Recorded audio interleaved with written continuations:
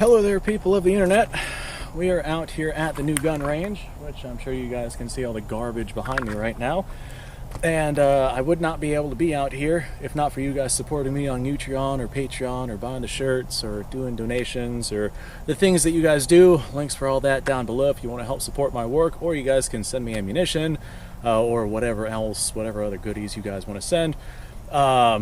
Shoot me an email, we'll figure something out with that. But I'm out here at the gun range, and I was taking a break, and I was sitting back and I was watching a video on the easy production of how simple and cheap some World War II SMGs were, like the Sten firearms and the grease gun, etc., and just how unbelievably stupid simple firearms can be. And this extreme simplicity with firearms is one of the main things that makes people in power so gosh darn afraid.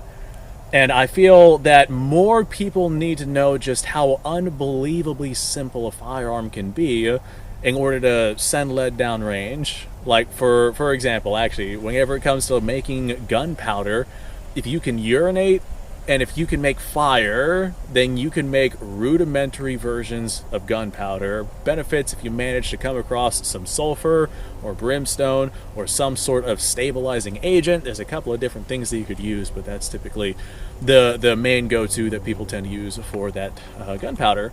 But very, very simple to make your own gunpowder. And if you want to use a very simple, rudimentary firearms system, literally all you need is like a tube or a pipe or some kind of enclosed tubular system that allows you to be able to load powder and a projectile in, and you have to have some sort of way to be able to ignite that system. I actually have a homemade handgun, which is kind of like a cannon that I made a while back. Literally just a piece of a brass pipe that I hollowed out, and I left I did not hollow it out all the way to where it was still closed on one side, and then I drilled a little hole in the top, and that was my gun. I filled it with black powder and stuck all sorts of different projectiles inside of it and sent those downrange. That video's up on YouTube. You can go watch me doing that if you feel like doing so. But yeah, that was a homemade gun that was very simple and easy, and it worked well. It worked well with both BBs. I used it as a shotgun. I think it's a .45 caliber. I loaded it with round ball ammunition as well, and I shot it at a box, and I hit the box multiple times. Very, very, very simple to make a firearm like that. And of course, I could scale that up and make a more significant firearm than just that right there. But even if you have, like, a modern-made bolt-action rifle, I guess this is not a modern-made, insert your choice of bolt-action rifle. These right here are extremely simple firearms. All there is a firing pin in here, held by a spring, and there's a locking system to keep the firearm locked up. Doesn't necessarily have to be as fancy as what we're seeing right here, but the idea is that firing pin has to hit the primer of a cartridge, detonate the gunpowder in that cartridge, although I guess gunpowder in the case of smokeless powder doesn't necessarily detonate. Just for layman's terms, we'll say detonate the gunpowder in that cartridge, which is going to propel that projectile down the barrel, and then you cycle that out for a new cartridge. Incredibly simple, actually stupid simple. Now, whenever you have yourself a complex system like this right here, this requires a lot of machine work and a lot of time and effort, especially because we're firing full power rifle cartridges. There's just a lot of effort that goes into something like this right here. But if you were to have, say, a single shot system that does not operate off of a magazine system like this right here, then you had a low pressure firearm round like a pistol cartridge or a shotgun shell or something like that, then you wouldn't need the fancy bolt lockups, and you wouldn't need the spring systems, and you wouldn't need any of this. As a matter of fact, you could get by with, actually, have you guys ever heard of a slam fire shotgun? You could get by with 2 tubes, a shotgun shell, and some sort of nail or some sort of firing pin setup on the back of one of those tubes, which is going to be enclosed, to poke the primer of that shotgun shell. After that, you literally just take those 2 tubes, you intertwine them with one another with the shotgun shell in the middle, you slam that back, that shotgun shell hits the primer, fires the shotgun shell, and sends that round downrange. Low-powered round, so you don't need a very strong pipe or a very strong system to be able to detonate that thing, and they're very, very effective. You could do essentially that same sort of concept if you manage to find the right diameter of a pipe. If you manage to find the right diameter of what you need for a pipe to where you do not get unnecessary brass expansion or anything like that, you could do that with various handgun cartridges. I think the easiest would probably be a rimmed cartridge, just because you don't have to worry about head spacing on a rimless cartridge. Like if you had, say, 45 ACP or 9mm, you would have to cut a chamber out for one of those things versus something like a 357 Magnum or a 44 Magnum or something like that, which would just rest on the rim of the cartridge at the end of the pipe. It could be an extremely simple setup. You could send lead downrange very, very simply. They are not complex systems. Now, as we get into more and more complex systems like self-loading firearms and various optics and things like that, of course, you can make a firearm as complex as you want. There's more complex systems than others, like a straight blowback system is far simpler and easier to make than something that has a gas operating system and a camming system and locking systems, etc., etc. But I've got a couple of rounds of 8mm Mauser here, and if I wanted to send these rounds downrange, the rounds do not care what type of firearm they are inside of, as long as I can manage to have a pin hit that primer. And assuming that it's not going to be a dud or a hang fire, that cartridge is going to go off. You want to make sure that your chamber is strong enough to sustain the powers of that cartridge. Depending on your cartridge, this being a full power rifle cartridge, you need some pretty stout metal. But the cartridge does not care what it is inside of whenever that detonates. If this right here ends up just being a tube with a very simple spring and firing pin mechanism that you just kind of like grab, pull back, and drop forward, that round's going to detonate. Hopefully your locking setup is strong enough to be able to survive the detonation of that cartridge, and hopefully you don't have any headspace issues or anything like that. But yeah, it is incredibly simple, incredibly easy, incredibly scary for those who don't. It's incredibly scary for those who don't want people to have access to this sorts of stuff. Now, granted, more complex gunpowders are going to be more difficult to make.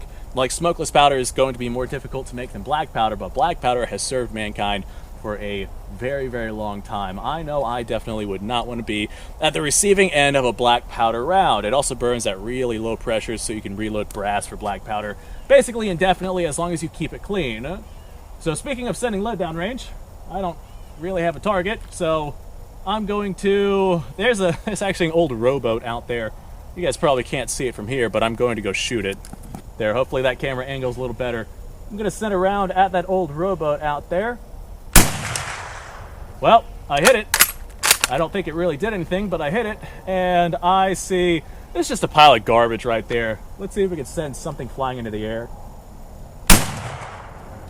Oh, that was still cool. Very simple. All you gotta do is detonate that powder and send that projectile downrange. Make sure that your lockup system and whatnot is strong enough to be able to handle those things. Making a firearm at home is extremely simple, extremely easy, especially if you use straight wall cartridges or rimmed cartridges, and especially if you use low power systems like low power pressures and whatnot, especially if you're just going to rock black powder, and especially if you're not going to use any cartridge and just have some kind of muzzle loader. At that point, you just get yourself like literally a metal rod, and I just took my lathe and a drill bit and I drilled out that metal rod and then I poked a hole in it, and that was my firearm, and it worked. It worked very well. You can go watch the videos right now if you feel like it. And then after that, you can take those spent brass casings, assuming that they were loadable, reload them, and I could fire one of these many, many times if I was firing ammunition that was actually reloadable. This is Turkish surplus stuff, burnt and primed. It is reloadable, but not very easily. I'd rather just get boxer primed 8mm Mauser brass. As a matter of fact, I have some thanks to a buddy of mine. But yeah, very simple designs. Like, whenever people tell me that they don't understand guns and how they work, teaching them how a firearm actually operates is it takes minutes. It takes literal minutes because of just how simple these systems can be. Now, like I said before, they can be complex, especially as you start getting into more intricate systems. Like, for example, teaching somebody how a Maxim machine gun works is much more difficult than teaching somebody how a Slamfire shotgun works. But teaching somebody how a firearm works to be able to ignite gunpowder and send a projectile downrange, it is a very simple concept, and I feel like it's something that literally everybody in the world should know. And the fact that we have so many people here in the US who don't know how guns work is astronomically, like, just dumbfounding to me. I wanted to get this off my chest because it was something that I was thinking about. Thanks for watching, folks. Appreciate your time. Like, subscribe, share. Description below has a link to all sorts of stuff. Go check it out. You guys go off, have yourself a fantastic day, and I will see you guys on the next episode.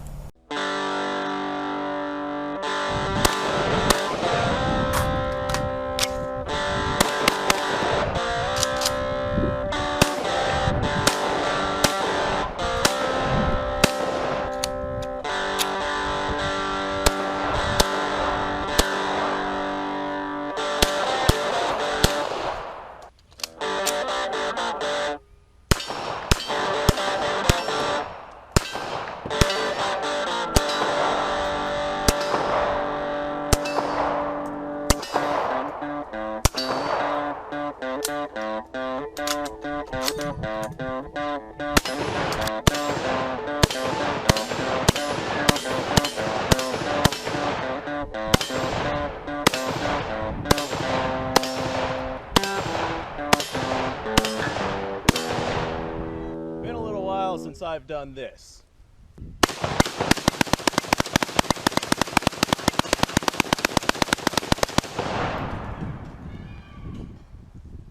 Bonnie and Clyde be damned.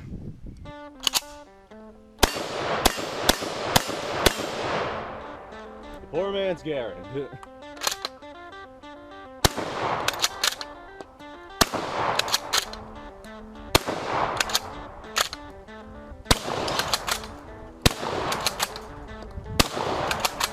It's a shame that bolt-action shotguns aren't more mainstream.